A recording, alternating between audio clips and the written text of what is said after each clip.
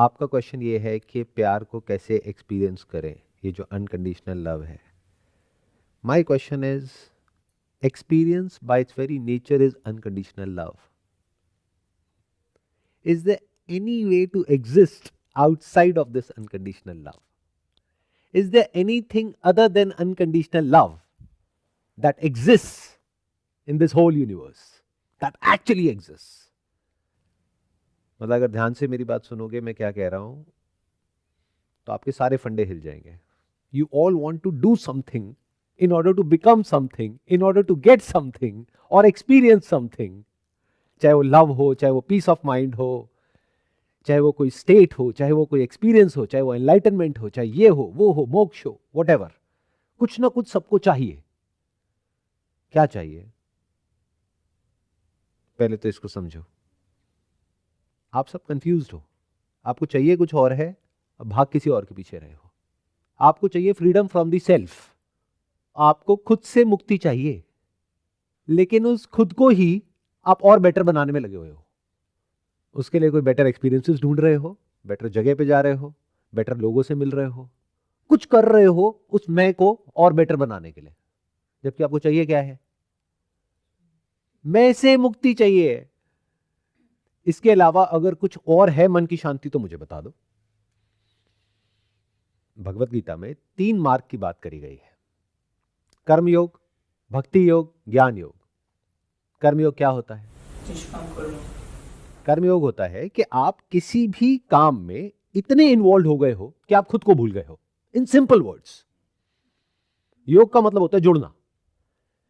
किसी भी काम से आप इस तरीके से जुड़ गए हो कि उस वक्त के लिए आप खुद को भूल गए हो. आप क्या चाहते हो? उस काम में सक्सेस चाहते हो, फेल नहीं होना चाहते हो. तो यही तो कहा जा रहा है कि खुद को छोड़ दो, खुद को बीच में से हटाओ, उस काम पे ध्यान दो. उससे क्या होगा? जो चाहिए उससे लाख गुना ज्यादा मिलेगा. बट लोगों ने इसका क्या मतलब निकाल लिया? निष्काम कर्म मतलब कि कोई कामना नहीं होनी चाहिए, इसका मतलब कुछ नहीं मिलेगा. अरे नहीं. बट उस मिलने से और चले जाने से फर्क नहीं पड़ेगा अगर एक्चुअल में आपका जो ध्यान है वो काम पर होगा तो. क्या यही खुशी नहीं है? क्या यही आप नहीं चाहते हो? जाने अनजाने यही तो कर रहे हो सुबह से रात तक. हर एक को अलग अलग काम पसंद है. जो पसंद है अगर वो दे दिया जाए तो उसमें एक पर्टिकुलर टाइम तक आप मैं से मुक्त हो सकते हो. जब भी आप आनंद चाहते हो या आनंद को महसूस कर रहे हो तब आप आनंद में नहीं हो. ये बहुत बड़ी बात बोली है मैंने. इसको अगर ध्यान से अपने अंदर झांक करके देखोगे आपको समझ आ जाएगा. If you want to be happy you can never be happy. If you want to love you can never be in love. If you want to be free you are in bondage. तो जब इस मैं के झूठ को आप देख लेते हो तो क्या बचा रह जाता है? तो जो होता है, जैसा होता है वैसा होता है. जो करने लायक होता है वो होता रहता है. जो करने लायक नहीं होता है वो सब छूट जाता है.